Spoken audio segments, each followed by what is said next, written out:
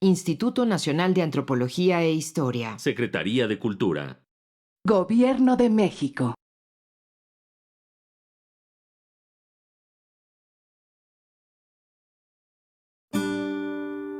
Su sustancia está hecha de evocación, recuerdo, rememoración y de lo que toma del porvenir. Porque es una parte fundamental de nuestra identidad.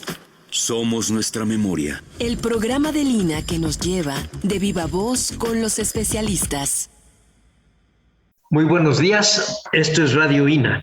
La Secretaría de Cultura y el Instituto Nacional de Antropología e Historia los invitan a acompañarnos en la emisión de la serie Somos Nuestra Memoria. Yo soy Salvador Rueda y en esta ocasión contamos con la presencia del arqueólogo doctor Arturo Montero, invitado ya conocido por quienes siguen esta emisión. Acuérdense ustedes que hemos platicado con él de muchas cosas sobre el México antiguo, los volcanes, sobre la cuenca de México, pero ahora vamos a hablar de astronomía y arqueología, que cifra en arqueoastronomía y particularmente en arqueoastronomía en el México antiguo. Bienvenido, Arturo. Muy buenos días, Salvador. Buenos días, amigos de Radio INA y a todo el equipo de producción. Pues muy honrado de estar de nuevo aquí con ustedes, compartiendo con el amplio público pues las experiencias de la arqueología, pero ahora la arqueología que mira al cielo, ¿no? La arqueología del cielo, que pues es muy interesante, ofrece muchas perspectivas y es tal vez una de las discusiones más modernas de la arqueología mexicana, de las más innovadoras, también de las más cuestionadas, ¿no? Porque pues también algunos colegas tienen sus cuestionamientos muy válidos al respecto. Pero fíjate que hay una parte que en el estudio de los arqueólogos mexicanos sobre la arqueoastronomía me llama a que se le impulse, no importa que tengan pasos en falso. Fíjate que cuando uno lee sobre trabajos de la historia de la ciencia y básicamente de historia de la astronomía, siempre se remiten a los babilonios, a los asirios, a los egipcios. Están haciendo arqueoastronomía, pero ligándola como si fuera una línea genealógica directa con la ciencia. Y en cambio, cuando se trata de la arqueoastronomía americana y en particular mesoamericana, siempre la tomamos como si fuera algo esotérico. ¿Qué opinas, Arturo? Sí, esta es una visión un tanto colonialista. Felizmente podremos decir que la astronomía prehispánica es un ejemplo de erudición excepcional.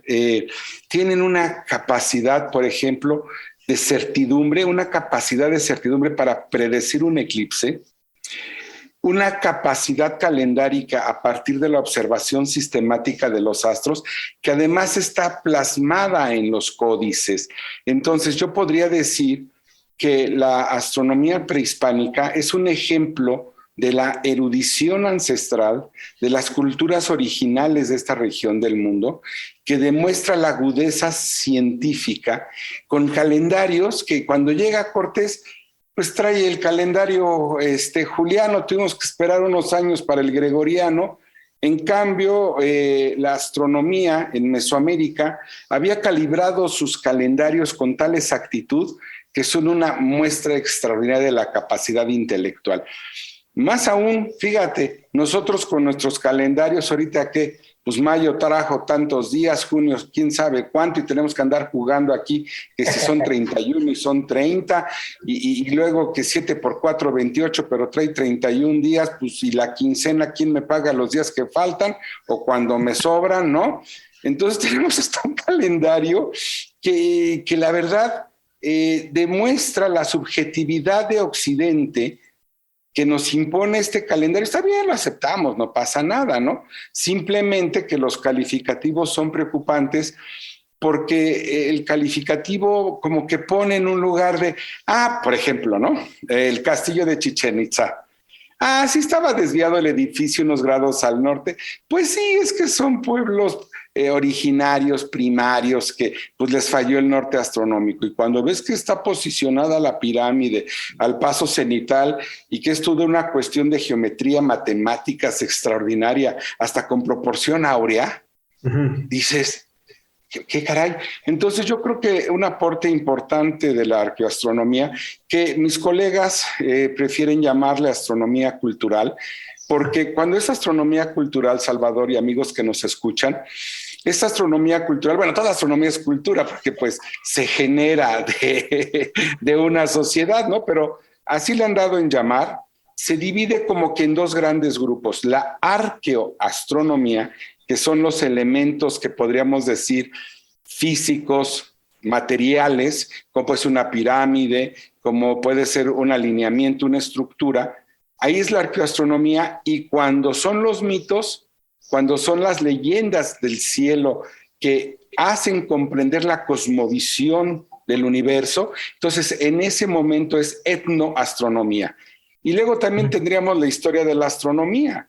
Entonces parecería que tenemos ahí tres campos importantes, dos predominantes: la astronomía a partir de la arqueología cuando son restos materiales, y la etnoastronomía cuando son estas narrativas, estas leyendas que hacen entender. Pero no creamos que porque son leyendas son cosas simples, porque va un lenguaje simbólico que sustenta una visión de Estado para legitimar una estructura social.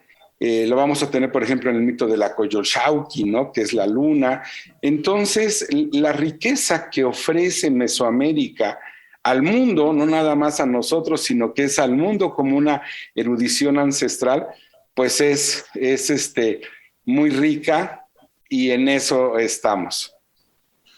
Pero fíjate, tocas un punto que creo que alguna vez hemos platicado tú y yo, que tiene que ver con el pensamiento matemático y geométrico de los pueblos mesoamericanos, que no dejan de cualquier manera manuales ni nada de eso, pero están las huellas del trabajo tan exacto que hacían.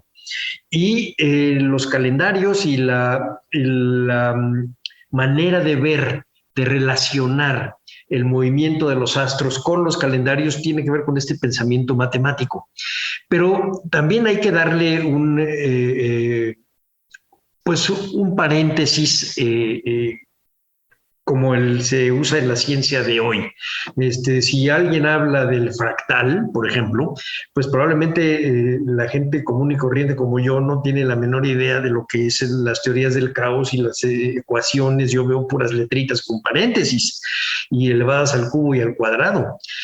Pero los científicos sí saben de lo que están hablando. En el caso de la gente común y corriente del mundo mesoamericano, seguramente estaba así, y una de las pruebas está en los distintos calendarios, el calendario de los mexicas y de los texcocanos, distinto a la gente de la zona de Guerrero, están en sus códices y tienen que hacer correlaciones.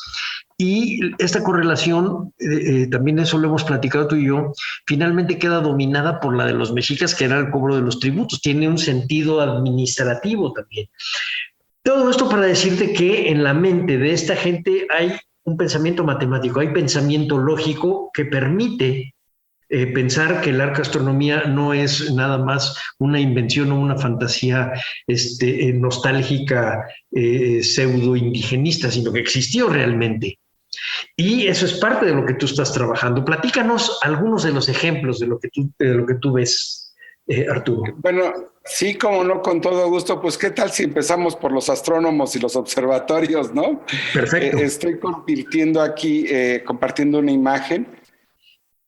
Espero que ya sea visible. Se ve. Bueno, aquí tenemos el códice Bodley, que es un códice del posclásico. Se considera que es del siglo XV, aunque su narrativa va siglos más atrás, con varias genealogías. Pero la situación interesante de estas páginas que he seleccionado, miren, amigos de Radio INA, Salvador, vean aquí este ojo. Voy a cambiar el color, tal vez en blanco sea mejor. Bueno, no se me cambia. Se nota. ¿Se nota? Sí. Entonces, aquí vemos un templo. Este es un templo. Es un templo con un ojo estelar, que es una estrella. Entonces, esta estrella, aquí está, este es el templo. Aquí parecería un símbolo venusino. Y luego tiene aquí una horqueta. Y aquí un ojo de observador y aquí está el templo. Entonces, ¿qué es lo que parece que tenemos aquí? Pues lo que parece que tenemos aquí es un observatorio astronómico. O sea, el edificio marca el ojo estelar, lo repito. Luego tiene la horqueta, donde está el ojo del observador, y aquí está el templo. Pero no es la única representación de este tipo. Miren el de abajo a la izquierda. Volvemos a tener aquí la horqueta. Ahí se ve la horqueta, esta es la horqueta. Y luego tenemos al astrónomo, que es el observador. Mira qué interesante, se ve su perfil. Él está observando desde dentro del templo con una horqueta, porque es astronomía posicional. Está fijando la posición de los astros. Puede ser de la luna, puede ser de las Pléyades, que son las que tengo aquí arriba sobre mi cabeza en esta ilustración. O puede ser el Mamahuazli, que es la constelación de Orión. O puede ser Géminis, que son las estrellas, las representaciones prehispánicas que tengo de fondo de pantalla. ¿Y qué tiene este personaje? Pues los ojos estelares. Y aquí volvemos a ver a las estrellas. O sea, es un templo, es un emplazamiento arquitectónico que sirve para una astronomía posicional. ¿Qué queremos decir con una astronomía posicional? Que ellos fijan un punto eje de observación. Este punto eje es como un axis mundi que conecta el cielo con lo terrestre y el inframundo. Y en este eje o estructura se observa el movimiento del universo. Y este movimiento lo consideran ellos conmensurable, y lo empiezan a registrar en cientos de años y vamos a tener entonces esa erudición que es tan característica. Vamos a ver otro ejemplo. Nada más una nota rapidita, Arturo. En la ilustración de arriba, exactamente lo que daría a la espalda del observatorio es el símbolo del tiempo, de los años. Y gracias. Ese códice Bodley es un códice oaxaqueño. Sí, gracias, de la Mixteca. Y lo que tú señalas, este es el símbolo de año o de tiempo.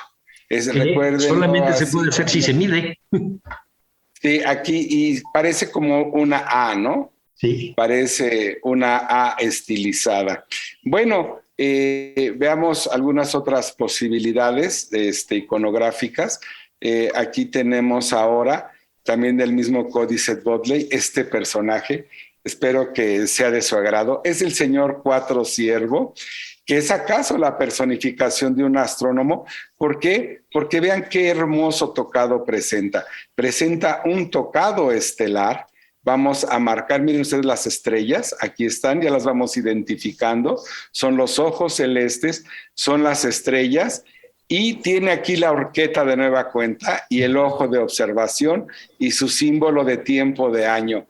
Toda una conjunción de observación del cielo aquí con el Señor, porque este es su nombre, ¿verdad? 1, 2, 3, 4 y el ciervo es el Señor, Cuatro Ciervo, que está con su tocado celeste de estrellas, con su símbolo de tiempo atrás sustentándolo, que además lo tiene arraigado, y su objeto para apreciar el cielo. Pero no es la única representación que tenemos. Miren en esta otra, por ejemplo, también del Códice Bodley y también, bueno, del Códice Selden y a la derecha el Bodley. Vean estos personajes, cómo tienen sus horquetas. Aquí les cambiamos el color para que sea más identificable. Aquí está su horqueta. Y está viendo el cielo. Y aquí también tienes este otro su horqueta y está viendo las estrellas. Los dos personajes son astrónomos, suponemos, que la horqueta es para fijar, es tener un punto fijo. O sea, yo me siento, me posiciono acomodado y luego tengo el objeto, que es la horqueta, y luego veo este punto fijo entre el observador y la horqueta en el templo. Es el punto que no se mueve y entonces el cielo es el que se mueve y registro sistemáticamente este movimiento. Hoy sabemos que es un movimiento aparente porque no es el cielo el que se mueve, sino la Tierra, a excepción de los planetas, que ese es un caso muy interesante, porque aunque son parte de toda la bóveda celeste, de esta iluminaria celestial nocturna que tenemos, todo podemos decir que hay un gran telón estelar que es siempre estático y el mismo, pero va a haber unos objetos que por ahí se mueven locamente y son los planetas, como decían los griegos, los vagabundos. Y de esos planetas son los que nos dan los días de la semana hoy. Marte, miércoles, Mercurio, Júpiter, jueves, viernes, Venus. Y son los 5 planetas visibles. Y quiero decirle al público, si me permiten el comercial, que este mes de junio los 5 planetas están alineados y a las 6 de la mañana pueden ver, bueno, se me olvidaba Saturno, que es el sábado, pueden ver todos alineados sobre la eclíptica.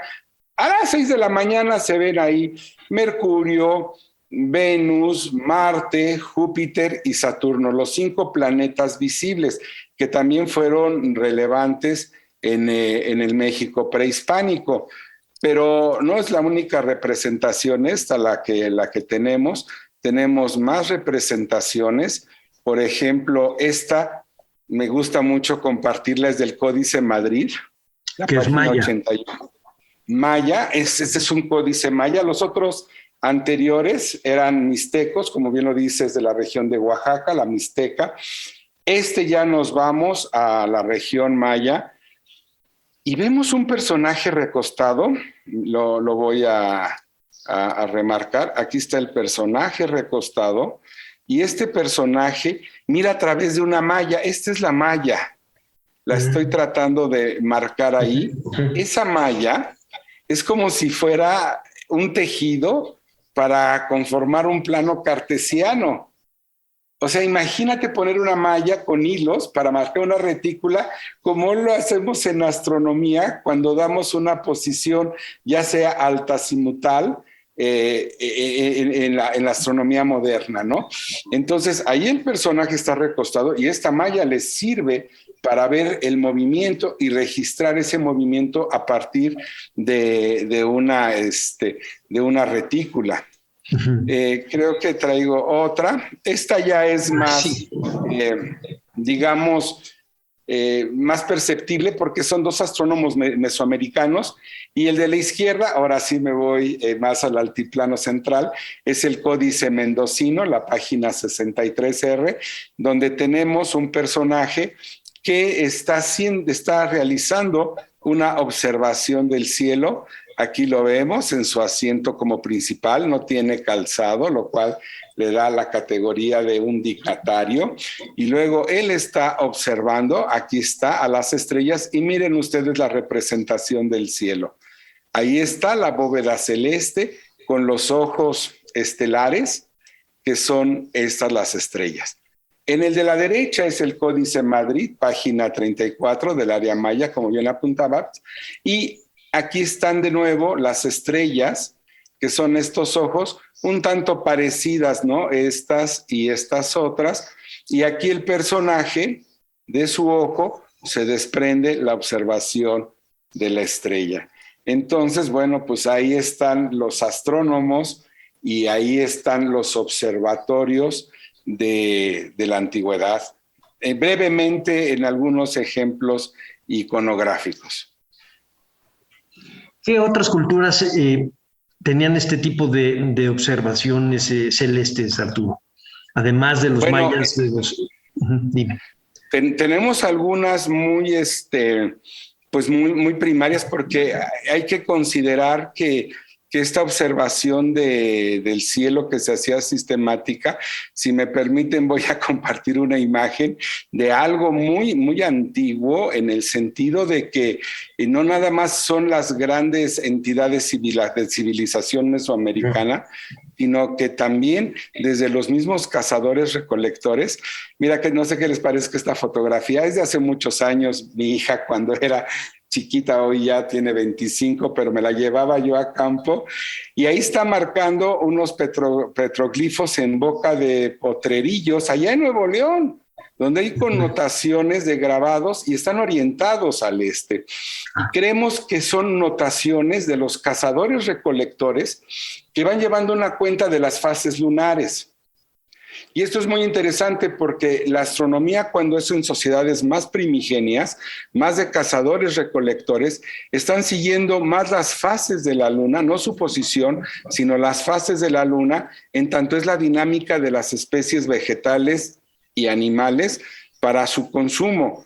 Cuando ya van avanzando las civilizaciones, se hacen agrícolas, entonces una astronomía solar se hace necesaria para lo que son pues todos los procesos agrícolas de cosecha, siembra, etcétera. Pero lo vemos, Salvador, en toda Mesoamérica es una constante la observación al cielo y algo muy importante, la cuenta y los números. Alguna vez nos cuestionaban y decían, no, pues es que todos ustedes en Mesoamérica son números. Pues sí, todos son números, todo es un registro muy sistemático que se hace del cielo. Sí, y además desde épocas muy antiguas, porque ahorita mostrabas, por ejemplo, el Botley, el Selden de la zona mixteca, el mendocino, pues que son ya códices muy tardíos, digamos, pero en las esculturas del periodo preclásico, en el horizonte olmeca, etcétera, ya tenemos también observaciones astronómicas que apenas están empezando a ser interpretadas exactamente qué es lo que están queriendo decir. Probablemente en las zonas de Tabasco tengan que ver con los niveles del agua que sube y baja, y quizá no veremos algo distinto en los petroglifos de la península de California, donde también los grupos nómadas tenían que moverse de acuerdo a la posibilidad de tener agua. Ellos sabían cuándo poder llegar a los aguajes y cuándo irse. Y entonces realmente están midiendo su vida. Y entonces lo que ustedes están descubriendo es los ritmos de la vida, Arturo. Sí, y nos ha tocado ir hasta lugares extremos. Por ejemplo, aquí estamos en el Nevado de Toluca a 4,330 metros, haciendo un registro que tenemos que llevar instrumentos de las orientaciones para marcar algunos arqueoastrónomos aquí del país, como Jesús Galindo, Stanislav Januszewski, Hans prefieren llevar el teodolito. Yo lo hago más con cartografía vectorial georreferenciada. Al final no hay ningún problema, cada quien tiene diferentes instrumentos, pero siempre tenemos que llevar instrumentos. A veces, fíjate, aquí estamos a 4,330 metros, 4,330 metros del nivel del mar, más alto que el mismo Monte Tlaloc.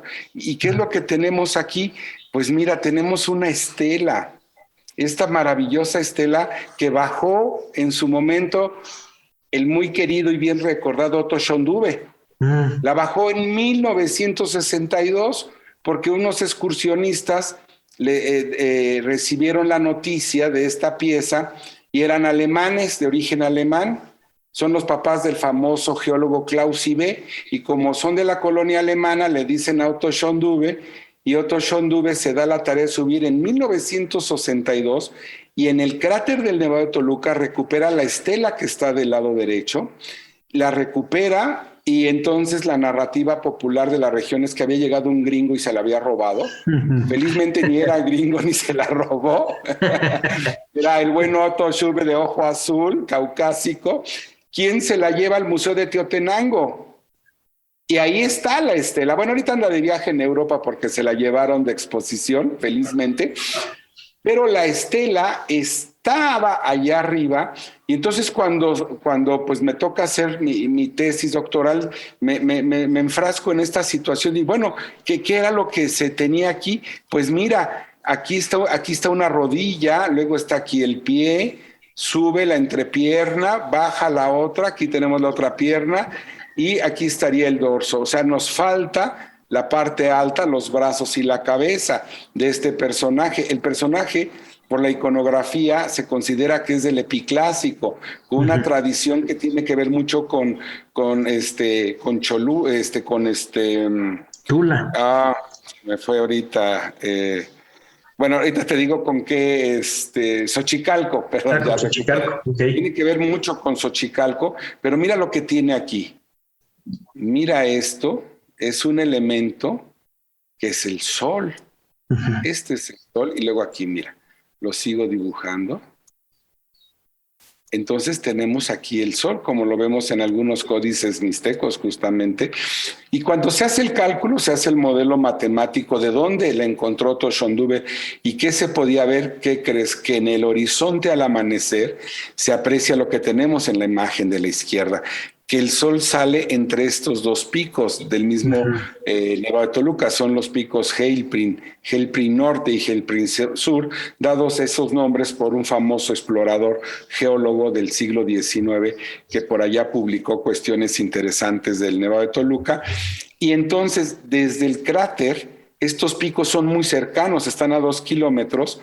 Donde estaba la estela, marca el sol en la salida entre estos dos picos, pero nada más ve qué exactitud de la horqueta natural, o sea, la búsqueda que van a tener, el conocimiento de la geografía para encontrar un sitio donde puedan alinearse al sol.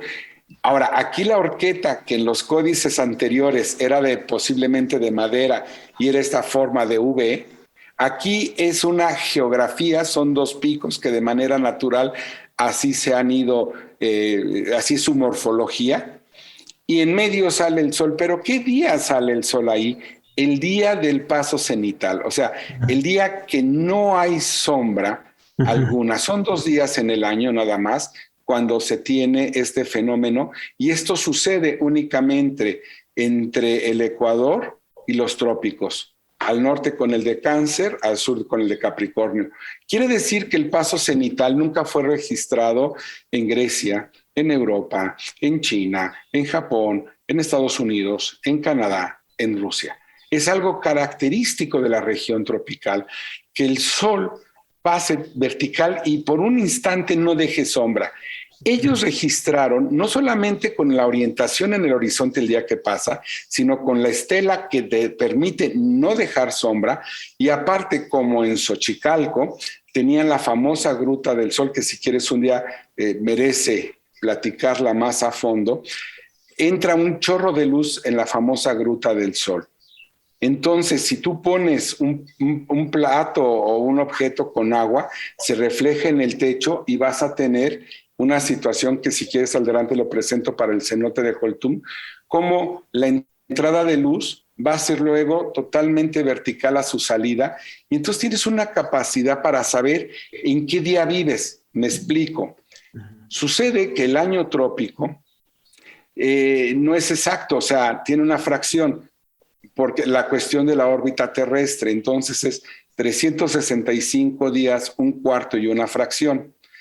Ese cuarto de día es el bisiesto, pero queda una fracción más de tiempo que en la suma de los años va a hacer que se desfase el calendario. Eso fue lo que le pasó a Occidente, que traen el calendario juliano, que es muy antiguo, y el Papa Gregorio XIII tiene que aceptar la modificación, porque si no, no le entra la Pascua.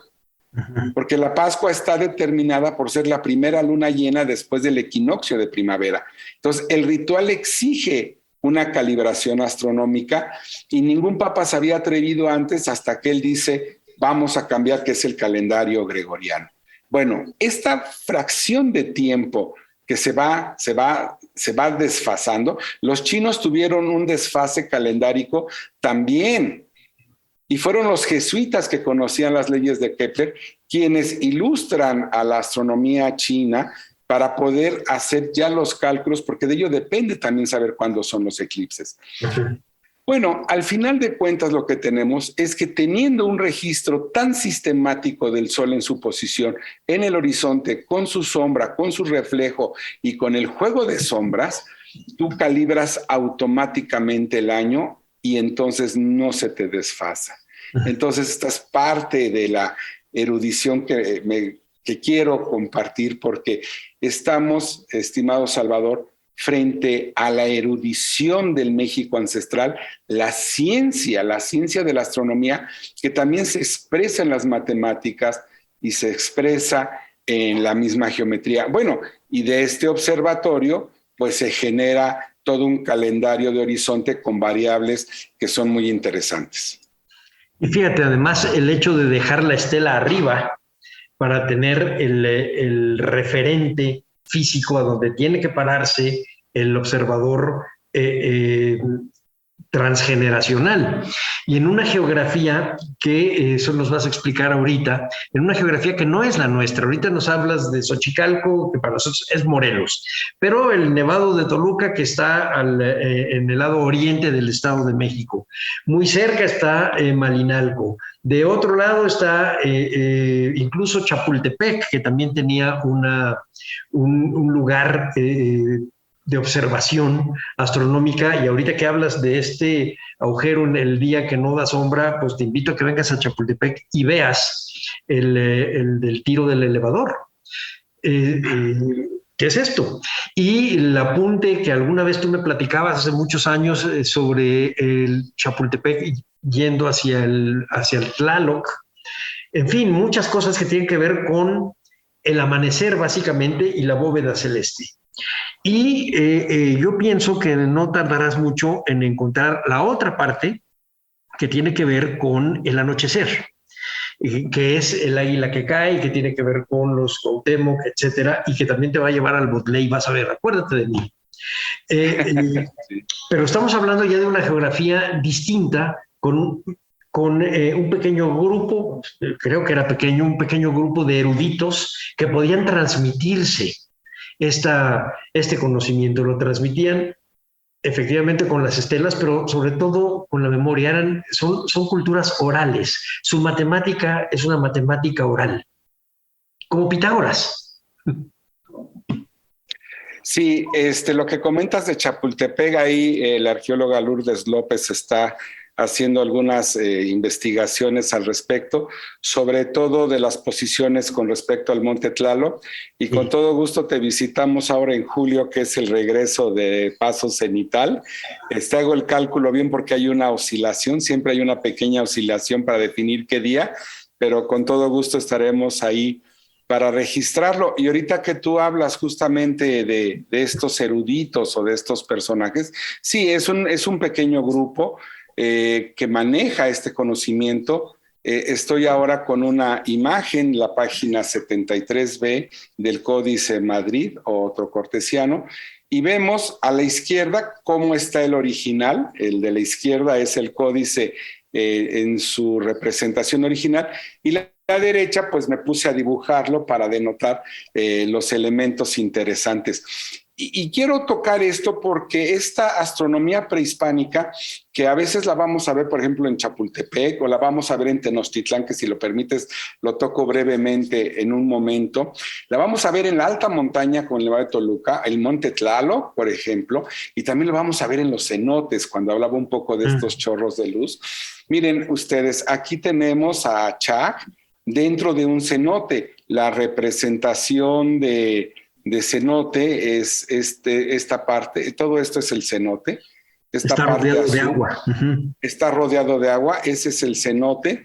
Y luego aquí está Chac, pero aquí está Chac escribiendo, está con una, pues es como si fuera una pluma, ¿verdad? Es un elemento y lo está marcando, mira, en el códice. Aquí está el códice con los números, lo voy a borrar para no estropear. Aquí está él con una como si fuera pluma para trabajar la tinta, y aquí está tomando de esta jícara la tinta y tiene en la boca los números, y aquí están las fechas. Ahora, esto es que en el cenote se mete como un lugar sagrado donde conecta el inframundo, el plano terrestre y el cielo. Esto mira, tendría que ver con lo siguiente. Voy a pasar a la siguiente ilustración, que tiene que ver con el concepto. Sí, antes de que pases a la siguiente, permíteme hacer nada más un recordatorio a nuestro auditorio que estamos platicando con el arqueólogo doctor Arturo Montero sobre astronomía y arqueología. Y en este momento nos está explicando un elemento del códice trocortesiano maya y cómo él nos interpreta que Chak está escribiendo números, calendario en un códice dentro de un cenote. Ahora sí, perdóname, Arturo. No, gracias.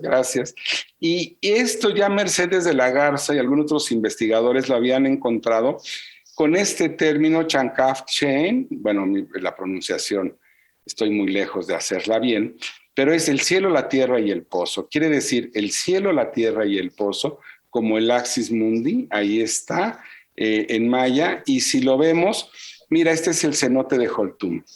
Y tiene que me hablaba yo de la proporción áurea, lo voy a tocar. Este cenote, la boca del cenote, el cenote está a 2 kilómetros del castillo. O sea, es dentro de la misma poligonal de la zona arqueológica de Chichén Itzá. Este cenote tiene una boca muy pequeña, muy pequeña. Y entonces fue ampliada intencionalmente por los mayas. Y su ampliación es formar un rectángulo. Forman un rectángulo de proporción áurea. Y la luz el día del paso cenital, como en el caso del elevador que nos comentas para Chapultepec, entra la luz en un tiro vertical y mira qué perfecto dibuja en el espejo de agua el rectángulo. Sí, para bajar tenemos que usar un equipo de descenso porque es un tiro de 22 metros. Este es el aspecto de la entrada. Hay que bajar por cuerda para llegar a ese fondo. ¿Cómo bajaron los mayas? Definitivamente ellos bajaron tal vez usando escaleras o deslizándose, como vemos en la imagen de la izquierda, a través de lo que son las raíces o por cuerdas. Claro, muy atléticos para poder haberlo logrado, ¿no? Y esta es la boca del cenote y aquí está donde hablaba de la proporción áurea. Es una proporción que si bien es cierto, no la alcanzaron con aritmética, sí con hilos, lo cual muestra una intencionalidad geométrica. Entonces, estas proporciones nos hablan de la erudición ancestral. El cenote está ligado al atardecer con la pirámide del castillo, y esta es la planta del castillo de Chichén Itzá en los términos numéricos que corresponden al calendario. O sea, los valores calendáricos, las constantes numéricas del calendario, se van a expresar en las unidades que va a tener el edificio del castillo. Y entonces tenemos un principio geométrico excepcional. El cuadrado perfecto dentro del círculo y conformando triángulos. Esta es una geografía exquisita. Si bien es cierto que el castillo siempre nos deleita con su estética, es una estética que también surge de la erudición. El mismo castillo, que es la planta que estamos viendo aquí de Chichén Itzá, el castillo es la letra A, la letra B es el templo de las mesas y la letra C es el templo de los guerreros. Todo vemos que hay una simetría, hay una arquitectura intencional. Y la línea que va, la voy a marcar, esta línea que estoy marcando ahora de rojo, esta que pasa por los vértices de la pirámide, está alineada a la salida del sol el día del paso cenital. ¿Cómo es esto? Bueno, esto alguna vez ya lo expusimos allá mismo en Chichén Itzá durante el Año Internacional de la Luz, con colegas que nos visitaron de la UNESCO, pero el punto importante es a ver qué les parece. Aquí tenemos donde se encuentra Chichén Itzá y aquí tenemos el edificio del castillo en el amanecer del día del paso cenital. Y luego tenemos una animación de National Geographic que nos hizo a la investigación de tu servidor, cómo está en medio de cenotes y cómo entra la luz dirigida al vértice, o sea, la luz, la alineación del sol, el día que el sol cae vertical, que es la imagen de la izquierda, cuando el sol cae vertical, el sol está alineado al vértice de la derecha, que es el que se está marcando ahí, al amanecer, y tiene que ver con la salida del sol al ocaso, con la escalinata. Así que la geometría de la latitud geográfica está determinada y apunta la escalinata al cenote que marqué las fotos anteriores. Y miren qué es lo que pasa en esta boca que fue trabajada en esta forma rectangular. Miren ustedes cómo vamos a tener que entra la luz del sol. Vamos a pasar a un corte, este es el corte, son 22 metros de tiro vertical, y cuando el sol entra oblicuo, la luz se proyecta en el techo, en el espejo, se apega en el espejo y se proyecta, pero el día de paso cenital sale verticalmente. Entonces, si en el elevador ese día ponemos un espejo, vamos a ver estos fenómenos que permiten una profunda certidumbre en la observación astronómica. ¿Por qué? Porque la ciencia es predictiva y ellos llegan a la capacidad predictiva de saber y anteponerse al fenómeno astronómico y de esta forma poder calibrar el tiempo y definir las actividades. Una sociedad ordenada astronómicamente así es una sociedad que consideran se hace más eficiente en términos de control social. Sí, pero además déjame decirte algo. Este paso de luz que estás tú mostrando debe durar apenas un instante. Es decir, tenían que haber estado constantemente cada año regresando, probando, ajustando cálculos, etcétera, porque este paso cenital dura, pues quizá unos minutos. Sí, no, es instantáneo, o sea, es un paso, ¿no? Nada más se ve cómo la sombra se junta o cómo el haz de luz que se refleja en el techo cruza y van en un momento, ¿no? Sí. Entonces, ellos llegan en el México prehispánico a tener edificios alineados o hacer juegos de sombra, o las propias urbes están alineadas. Esto es maravilloso en los términos de cosmovisión. O sea, Teotihuacán tiene una razón de ser de por qué está alineado así. Tenochtitlán tiene una razón de ser porque está alineado, y estas son de las aportaciones que ahora se están dando desde este campo, donde felizmente cada día más investigadores se suman. Platícanos algunas de esas aportaciones. Sí, bueno, tal vez me gustaría ahorita presentar el códice, uno de los códices que sin duda más espectaculares. Estamos ya en pantalla. Vean ustedes, este es un códice maya y vamos a acercarnos. Vean todos los elementos numéricos que están ahí representados. Este es el Dresde. Es el códice de Dresde, sí. Sí, ok. Sí, es el de Dresde, y entonces ahí están. Todos esos elementos son números, es un registro sistemático del tiempo. Y en esta sección, las complejas tablas de cálculo, vamos a encontrar la capacidad de poder predecir un eclipse. Estamos en el detalle de las páginas 57 y 58. La regreso, es esta parte.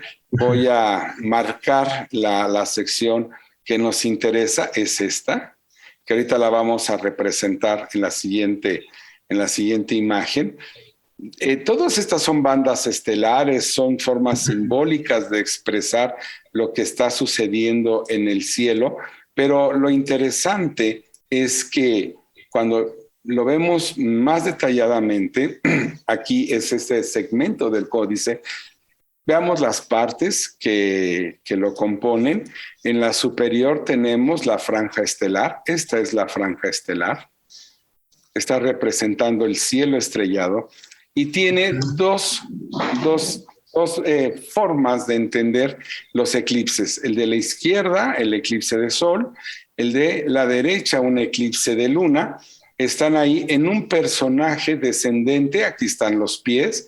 Perdón, un pie, aquí está el otro, la pierna, la pelvis, y tiene un símbolo, glifo de Venus, y está descendiendo.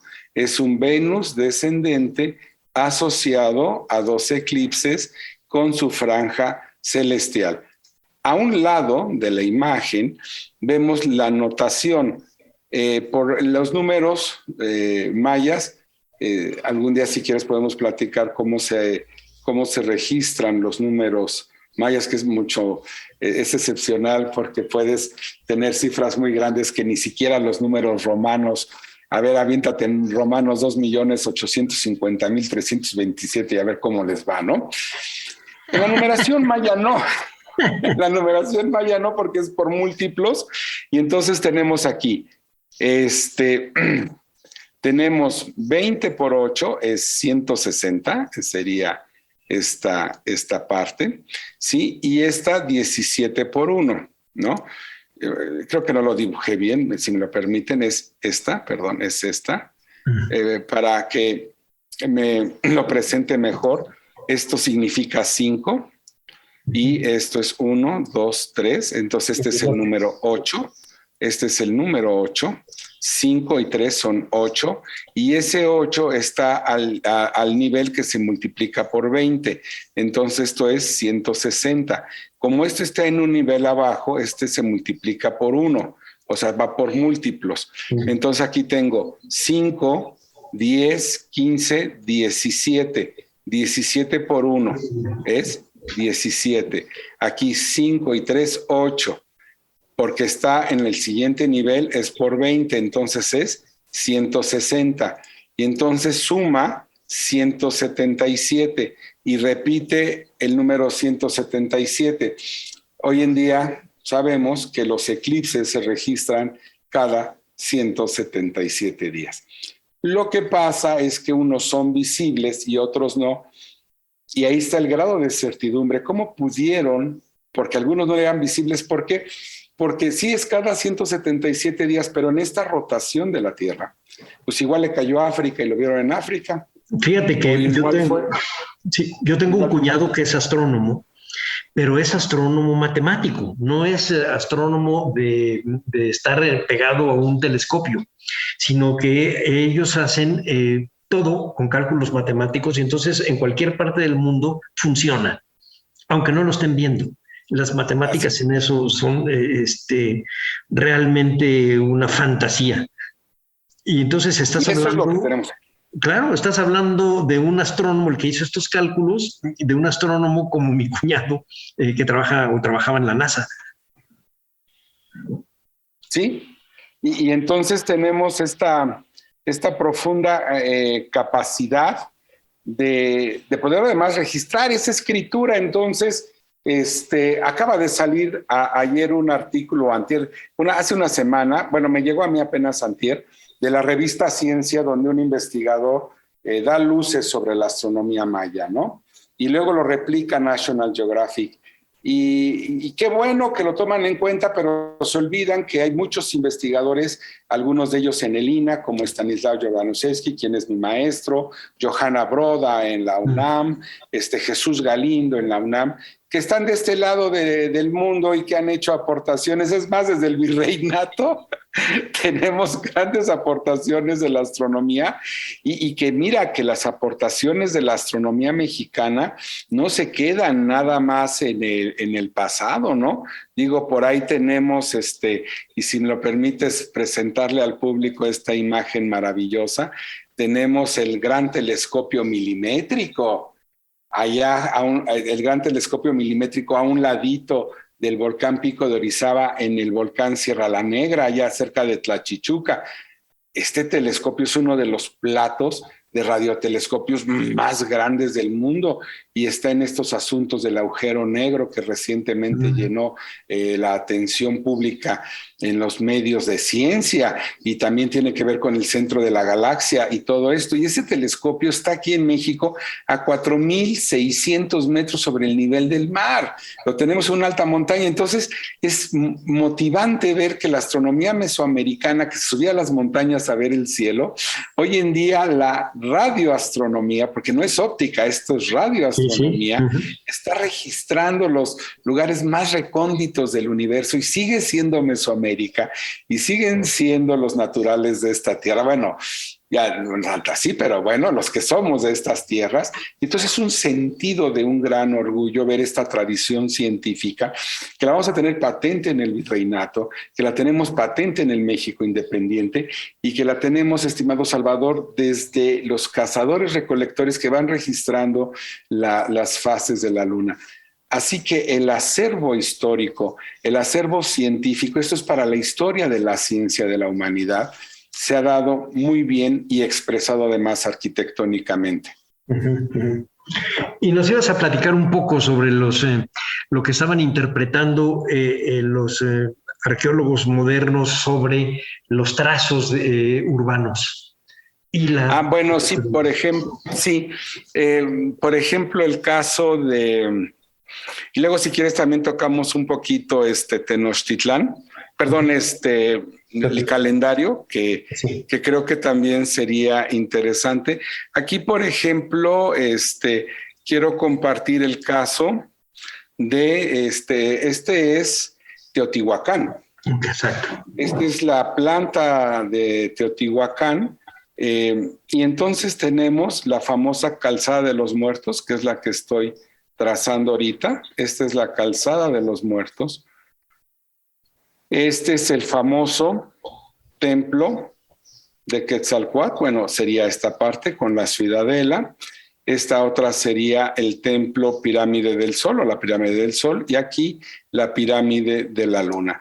Y entonces damos cuenta que el eje de simetría está en la calzada de los muertos. Y tenemos que su perpendicular es el eje de simetría de la pirámide del Sol. Y entonces, ¿a dónde apunta la pirámide del Sol al ocaso? Apunta al 13 de agosto y 29 de abril. Ay, nanita, el 13 de agosto. Nada más. Ay. Sí, ¿verdad? Dale uy, ¿no? Ay, sí. Y al ocaso al 12 de febrero. Este es, según algunas fuentes, y ahorita si quieres lo presento un poco más a fondo el 12 de febrero, es lo que algunas fuentes nos dicen que es el inicio del año mexica, por lo menos así registrado en el siglo XVI, porque son 52 días después del solsticio de invierno, y 52 es 4 veces 13, y te entran las trecenas y toda la calendárica. ¿Qué es lo que quiero decir? Que la traza, y esto no lo digo yo, son varios investigadores que me anteceden con todas sus luces, yo simplemente retomo esto para esta exposición, es que la orientación aquí es calendárica y tiene que ver con estas fechas que definen el calendario prehispánico. Y los en otro caso... Y los rituales mismos, cuando estoy diciendo del 13 de agosto es porque es la caída de Tenochtitlan. Ese día es el día, digamos, de la muerte, del ocaso del mundo prehispánico, como lo hemos señalado. Pero querría decir que probablemente Cuauhtémoc acepta ese día porque es un día ritual para rendirse. No es porque la guerra lo obligó a rendirse ese día, sino porque ese día fue el día propicio para rendirse. Sí, y por ejemplo, en esto que marcas tú para el centro de México, estas orientaciones, pues aquí tenemos esta imagen que corresponde a Tenochtitlán, en esta cosmovisión, en esta visión de orden. Fíjense qué interesante. Aquí está el famoso Cerro Tepetzingo, hoy Peñón de los Baños. Sí. Donde está el mito de Huitzilopochtli con su sobrino Copil, que además Copil es como un avatar de Venus, Huitzilopochtli es el sol, ¿no? Entonces es una alegoría astronómica aquí de este mito. No voy a ahondar en ello, sino simplemente recalcar la importancia que tiene el Tepetzingo. Y lo contrapongo con el Cerro de los Remedios, el Otoncapulco. Y entonces tenemos un alineamiento, que es el que estoy aquí marcando, Y esta línea justamente entre estos dos cerros, es lo que nos da la calzada Nonoalco, la calzada prehispánica de Nonoalco. Y esa calzada de Nonoalco mete como eje de simetría el Templo Mayor de Tlatelolco, porque si yo tengo el Templo Mayor de Tenayuca y el Templo Mayor de Tenochtitlán, vean cómo están alineados, y esta es la famosa calzada Vallejo. Entonces, el Templo Mayor de Tenayuca, que es muy parecido al Templo Mayor de Tlatelolco y al Templo Mayor de Tenochtitlán, sobre todo para el segundo periodo, esto te muestra una intencionalidad. Quien primero marcó esto fue a finales de los años 60 González Aparicio, en una publicación de Lina, que es el famoso mapa de Tenochtitlán, una obra clásica. Y él es el que marca primero el eje Otoncapulco-Los Remedios. Y nos damos cuenta que este eje es perpendicular a la calzada Ermita Iztapalapa, que es esta. Entonces vemos cómo la calzada Nonoalco, la calzada Vallejo y la calzada de Tlalpan, hoy calzada de Tlalpan, están dándole un eje interesante a la gran urbe mesoamericana de Tenochtitlán. Entonces, estos ordenamientos del paisaje son muy significativos, porque si viéramos entonces, si me permites ver las tres pirámides, ¿cómo las tenemos? Es esta imagen. Aquí tienen a las tres, creo que ahora ya se ve. Tenemos a la pirámide de Tenayuca, Tlatelolco y Tenochtitlán. Es como que la 3T, ¿no? T, y le falta la 4, que es Texcoco, ¿no? Sí. Ahí está. No más que no está alineada. Está bien. ¿No? Entonces, fíjate cómo Tenayuca, el gran señorío tepaneca, está con una orientación un poquito desviada, más hacia fechas del 3 de mayo y 5 de agosto, Tenayuca, Tlatelolco 17 de abril y 25 de agosto, y Tenochtitlán 9 de abril y 2 de septiembre, y también van a ser fechas calendáricas que permiten el ordenamiento del calendario, que si tú quieres podríamos comentar algo al respecto del calendario prehispánico. Sí, cómo no. Sí, bueno, sí.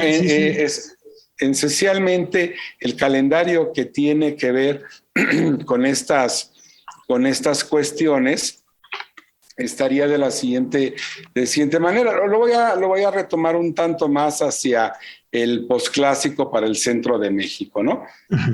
Esencialmente la red calendárica contempla 4 cuentas del tiempo. El primero, que está ahí con la letra A, es el Xiuhpahualli, que es la cuenta de los años. Luego el Ximolpili, que es la atadura de los años, o sea, cada 52 años.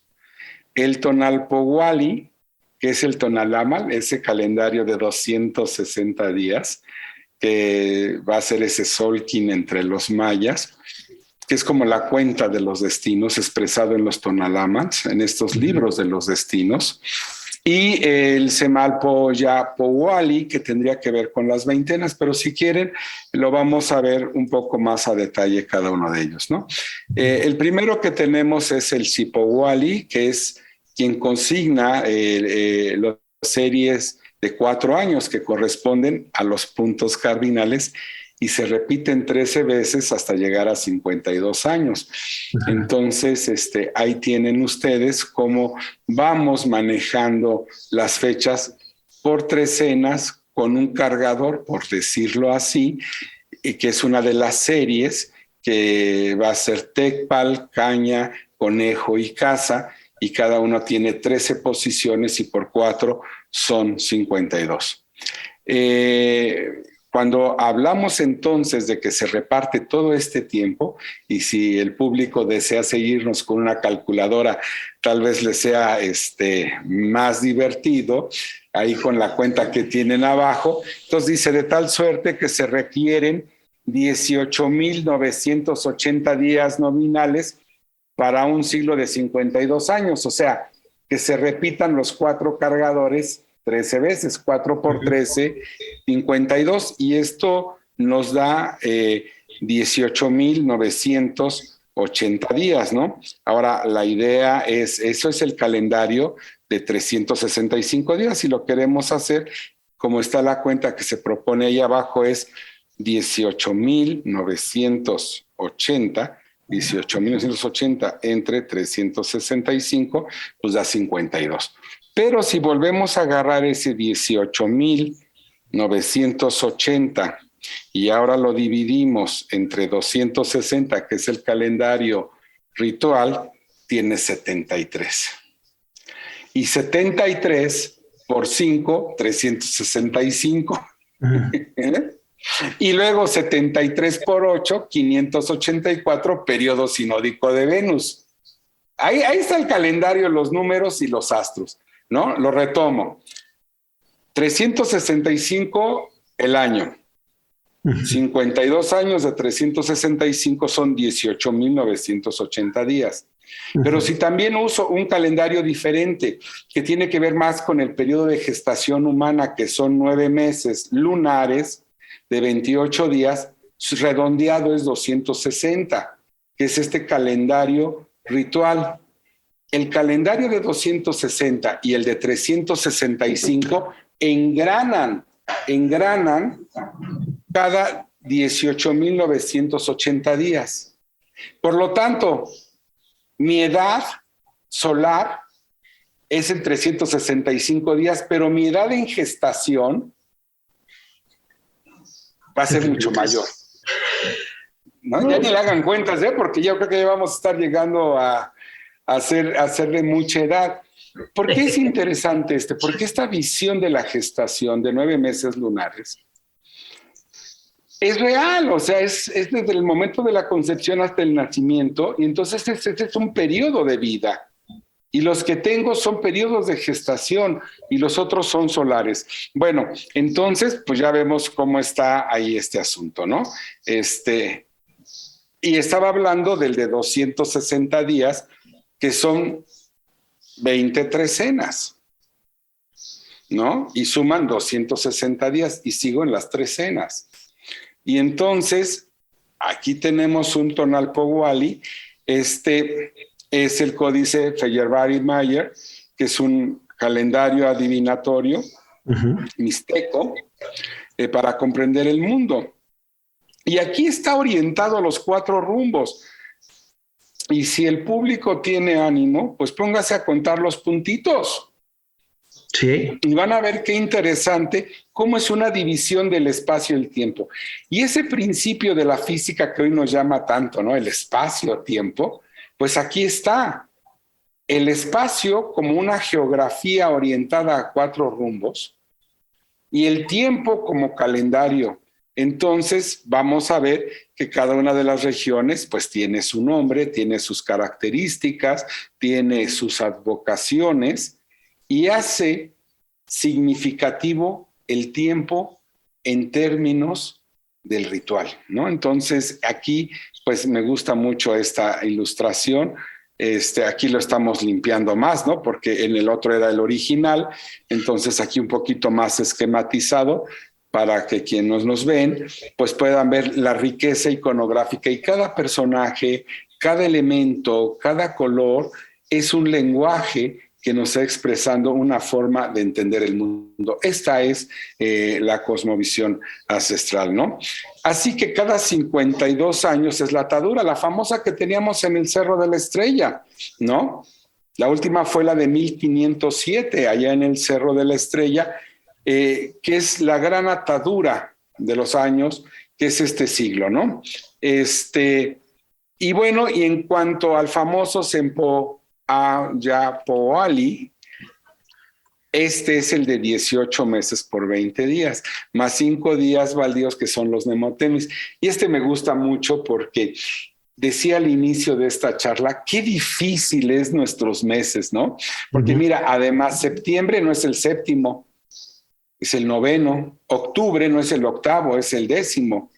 Diciembre no es el 10º, es el 12, porque se meten ahí los meses de 2 personajes en la historia, que es Julio César con el mes de julio y Augusto con el mes de agosto, y estos 2 le meten sus nombres a la cuenta y queda desfasado septiembre, octubre, noviembre y diciembre. Y además con días así. Si tú lo ves en 18 meses de 20 días por veintenas, tienes 18 meses de 20 días perfectos, y si te sale bisiesto o no, tienes los nemontemis. Son días baldíos, eran días aciagos, eran días terribles, porque se salían de una lógica estricta que marcaba el calendario, ¿no? Aquí tenemos, se me fue, me regreso, el Sempo Ayapoali, ¿no? En las veintenas, en el famoso calendario mexicano Beitia, que es una transcripción ya tardía del siglo XVIII. Bueno, y nada más es para ubicarnos un poco en el mapa que nos acabas de mostrar, en donde está alineado los templos mayores y en 90 grados con el peñón de los baños, y la atadura de los tiempos que se da en el Cerro de la Estrella. ¿Tiene algo que ver también ahí lo que está en Iztapalapa, Arturo? Sí, y fíjate que recientemente registramos algo bien interesante en Iztapalapa. Sí, que tiene que ver con el solsticio, que tiene que ver con todo esto. Y si me permiten, es un videíto de 2 minutos. 2 minutos, 2 minutos. No robo. Lo voy a preparar, ya estoy casi listo.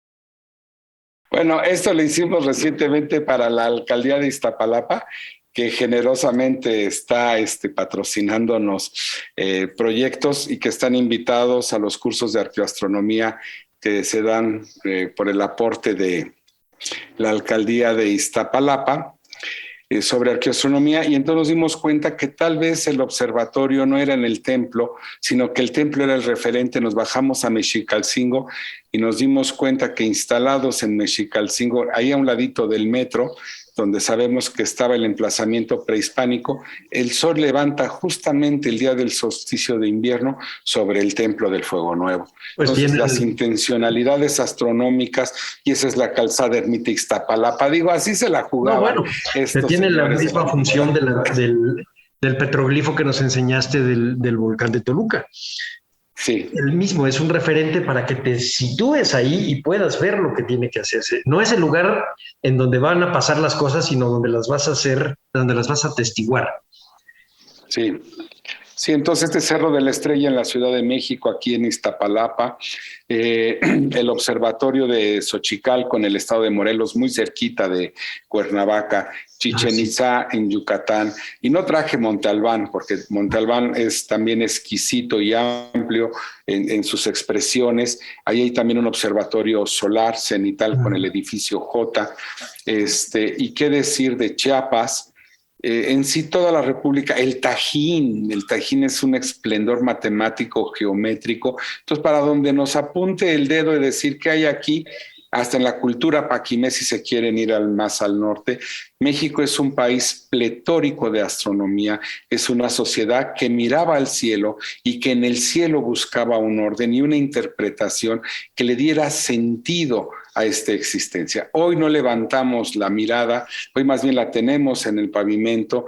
Sería bueno levantar de vez en cuando la mirada y darnos estos días, si el público me lo toma bien, pararse un poquito temprano y ver a los planetas ahí sobre la eclíptica alineados y pensar entonces esta armonía que es el cielo, esta armonía que debe de ser la vida y darnos fuerzas para sobrevivir a las contradicciones cotidianas que tanto nos agobian.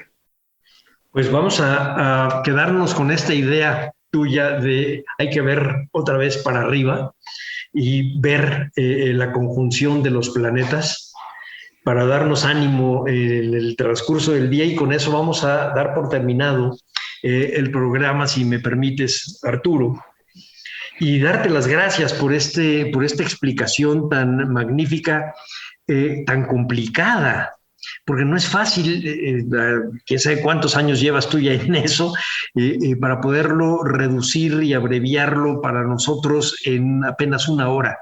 Nada fácil, nada fácil. Ya me imagino con todo lo que te quedaste en el tintero, que creo que nos dará para programas más para adelante. Y voy a dar por terminada la emisión de hoy a nombre de Radio INA. Agradezco la participación del doctor arqueólogo Arturo Montero. Gracias a nuestros escuchas por su atención. Les sugerimos consultar más de nuestra producción a través de radio.ina.gov.mx y de nuestras distintas plataformas digitales en YouTube y Spotify.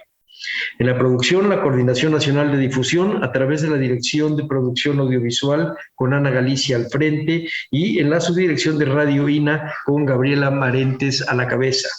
En la realización y grabación, Evanibaldo Morales. En la edición, Rubén Martínez. En el apoyo, Marta Hernández, Paula Bedoy y Jerónimo Cuevas. Yo soy Salvador Rueda. Hasta la próxima.